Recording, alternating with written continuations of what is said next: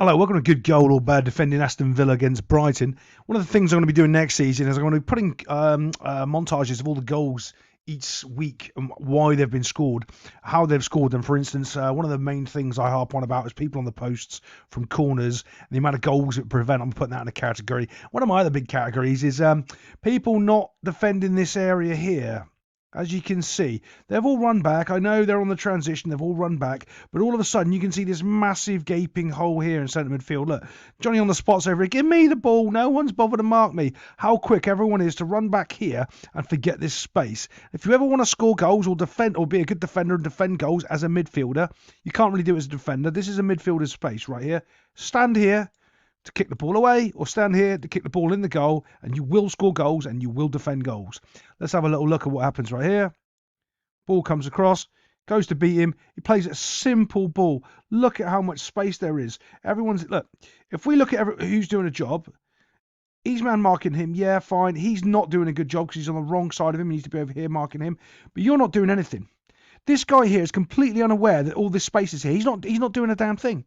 He's not going to cut the ball off here better than this guy's going to be like, you're not doing anything. You are better off sitting in this space here.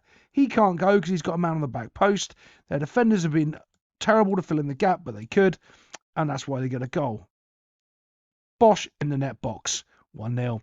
It's that simple, guys. It's that simple. Watch how often this space opens up and appears with players running in. They all run towards the goal. They all run backwards and they leave this big gap. Just don't run. Stand still. Stood still. Kicks the ball in a goal. It's that easy. Let's look at the next goal.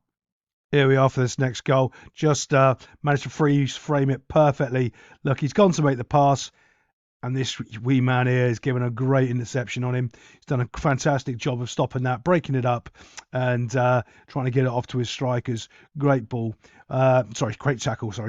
Great tackle. Let's play it forward a little bit. Bosch. Oh, look, he lost the ball. He's pointing to it. The ref's like, of course, this is one of the reasons why you lose goals. He's gone down. Instead of trying to fight to win the ball back, he's complaining to the referee for no reason whatsoever. This guy's clearly won the ball. He's clearly got it. Now, here's the problem. He's overcommitting now. This guy's panicking because if he's tracking back, he's not, right?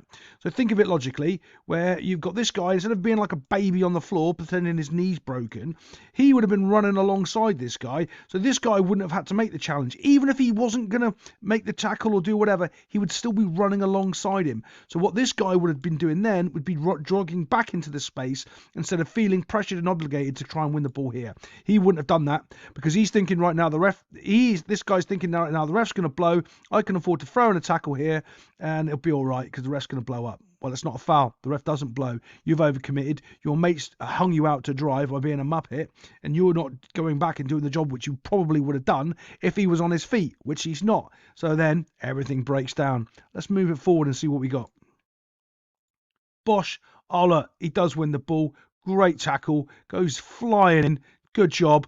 But because he's overcommitted, you see where the ball's bounced, and he's in no man's land now completely. He's got the ball, won it for his team, but because of the collision, it's bounced to another Villa player who's just threading in. And look behind him. Look behind him. He's in all sorts of trouble right now. Let's play it forward, see what we got. He's completely out of position, throwing himself into that tackle, and now they get to score. Is it his fault? No, to be honest, it's the guy on the floor's fault. He's gone and thrown himself into that tackle, which, yeah, it's kind of resulted in the goal because of the bounce and the way that the ball's landed, but that's not really his fault. He's gone to try to win it, which he wouldn't have been doing. He would have been holding his shape, and the guy who gave the ball away in the first place should have been trying to hassle him. But the next thing you know, it's 2-1. He passes it to his little wee mate, and he knocks it into the net box. He panics about tackling him because he's on the wrong side, and it's 2-1, boys. Let's check out the next goal. This goal's from a set piece. Let's have a little look at what. See, okay, so here we go. I don't like this high line because it's just too much spacing behind.